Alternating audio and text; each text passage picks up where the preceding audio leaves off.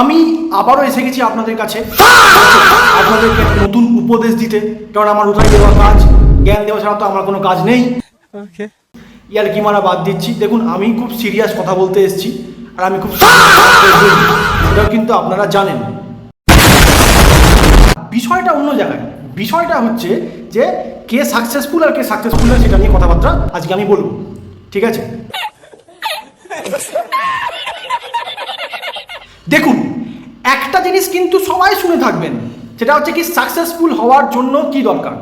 প্রতিটা ছেলে সাকসেসফুল হওয়ার পিছনে একটা মেয়ের অবদান, প্রতিটা ছেলে সাকসেসফুল হওয়ার পিছনে একটা মেয়ের হাত থাকবে থাকবে থাকবেই।